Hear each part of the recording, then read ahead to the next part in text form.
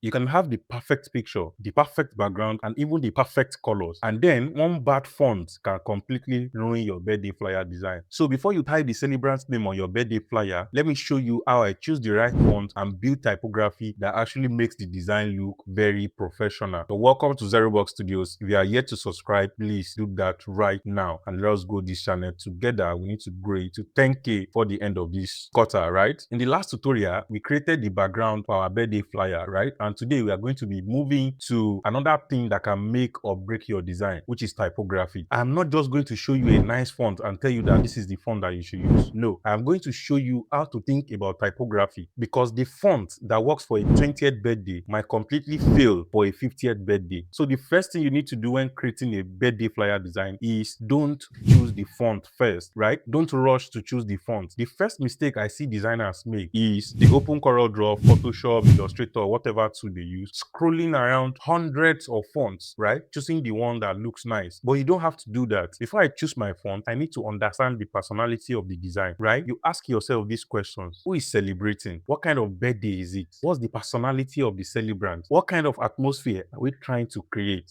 So if the celebrant is young and trendy, you already know that you're going to use a bold, playful, or modern font. If it is a luxury or elegant, celebration, you're going to use a high contrast serif or a sophisticated display font. If the celebrant is fun and playful, you're going to use a handwritten font or a script font, right? Something expressive. And then if the celebrant is mature and classic, right? You're going to use elegant serif font or a clean, modern typography. You understand now? So the font isn't just a text. The font is part of the personality of the design. So this very first one, you need to take note of it and take it very, very serious, as I've explained above. Number 2 is understand the role of each text.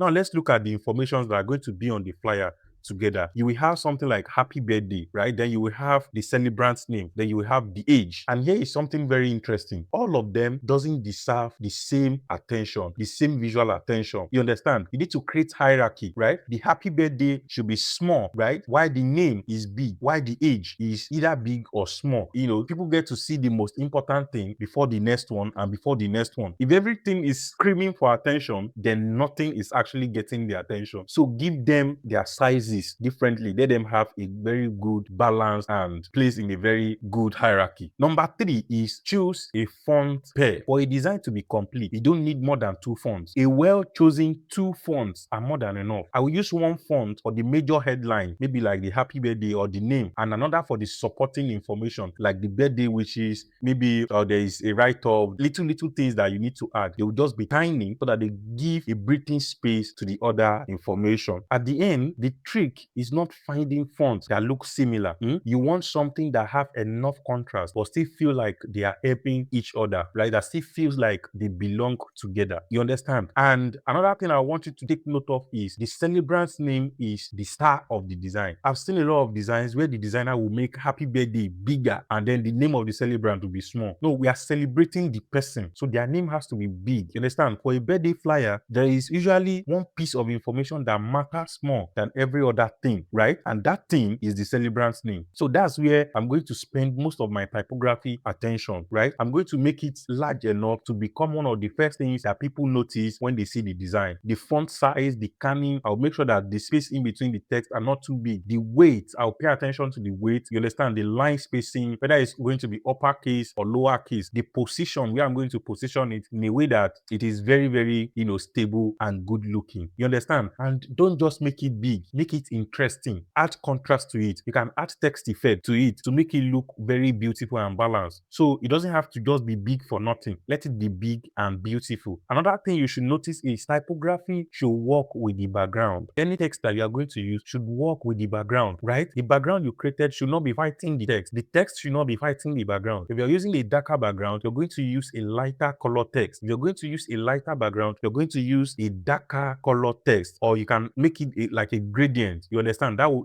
actually make it very beautiful. And use contrast judiciously. Contrast is one of the easiest ways to make typography more interesting, right? When a text is big, another one is small, you're using a serif font for a part, and then you're using another part as sans serif font. It makes your design look very, very beautiful. I want you to take note of this. If every piece of text looks the same size, same color, same everything, the viewers does not know where to look at first. The viewers will get confused. They will not know which part of the design they should look at first. But if everything have good contrast and good hierarchy, it will make the design more meaningful. And lastly, do not abuse fancy fonts. For some of you, once you see a fancy font that you like, you want to use it in every of your designs. It doesn't make sense. That habit of when a designer discovers a fancy font, they begin to use it for every text on their design. It's very, very bad, right? Don't do that. Don't do that. Your color has to also be great on your text. Make sure it stands out. Make sure it's more visible, right? And at the end, you will see that you're having a very beautiful flyer design. And then do not forget effects. You can add shadow, add glows, add outline, add gradient, add blur, and all of that. Here is just the rule. If the typography needs 5 effects before it looks good, the font probably isn't doing its job. I want you to take note of that. Sometimes typography is what makes a design look more beautiful. Choosing the perfect font is not about finding the most beautiful font. It is about finding the font that communicates the right personality and works with the rest of the design. And lastly, before you finalize your birthday flyer design, ask yourself, does the font match the occasion? Is the celebrant's name the main focus? Is my hierarchy clear? Do my fonts work together? Is the text readable, right? Does the typography work with the background? Have I used too many fonts or text effects? You understand? If you can answer yes to those questions, you are already on your way to a better typography. So that is how I approach typography when designing a birthday flyer. And remember, don't choose a font because it looks nice. Choose it because it